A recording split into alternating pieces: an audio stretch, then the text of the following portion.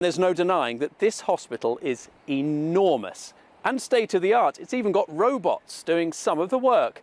More on that later. First, we're joined by Lucy Kapasi, who spent the day here yesterday and is in the Children's Emergency Department for us right now. Lucy.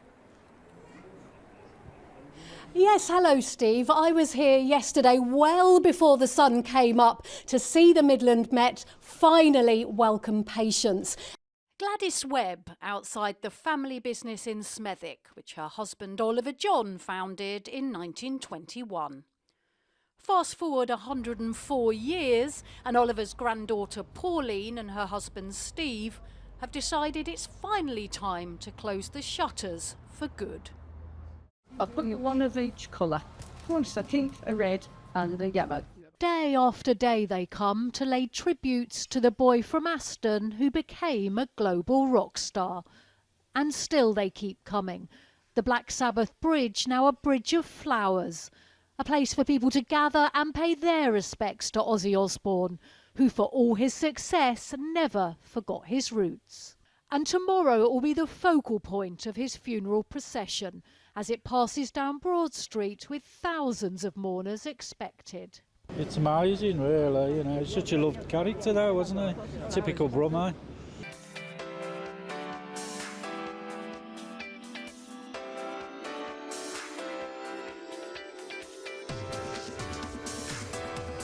Stepping into the spotlight and hoping to turn heads with the latest designs. These creatives are part of the city's growing fashion scene. They've been helped along the way by the Birmingham Fashion Council, a supportive network set up by designer Nat Sakina, who's been in the industry for 2 decades. For many years, I struggled a lot and I didn't make a profit. I wasn't making much money. I made many mistakes, but the great thing in that period was all those mistakes were lessons. So it was the struggle to my journey and me seeing young people now that really made me want to start the Birmingham Fashion Council.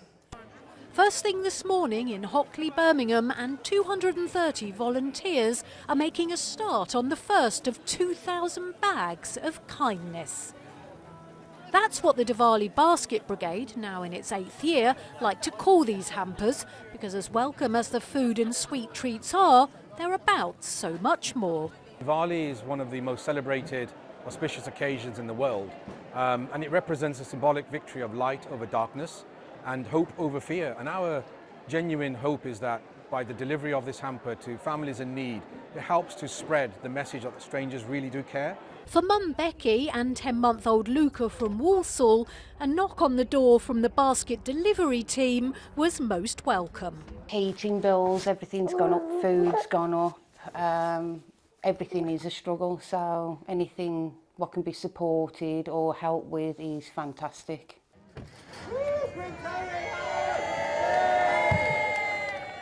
A smiling Prince Harry was greeted with cheers and jokes as he arrived in the city that holds a special place in his heart. And there was no doubt that the crowd of about 100 who greeted him were big supporters.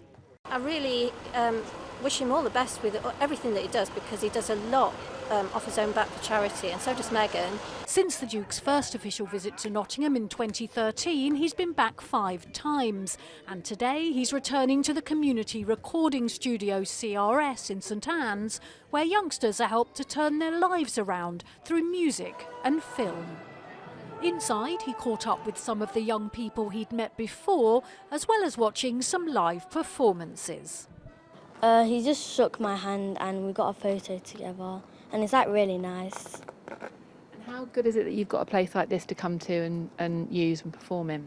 I really like it because, like, if I didn't have this, I'd probably just be on my phone all day at home. Caroline Jarawala's home grabs your attention before you even go inside. Shortly after moving in, Caroline started her version of decorating. Combining cheap tiles and broken or unwanted crockery and glass that was headed for landfill, her designs inspired by a fusion of growing up in Britain and her Indian Gujarati roots.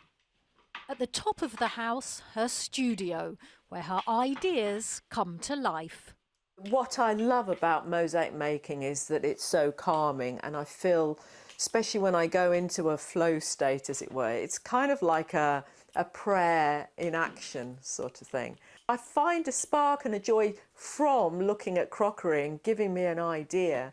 I see images in tiles everywhere, so I might have a cup that I might get a literal cheek, rosy cheek pattern out of, but then I'll cut it and it looks like an eye, and other folks may not see it, but when I put it in context, when I glue it down, that's when people see things.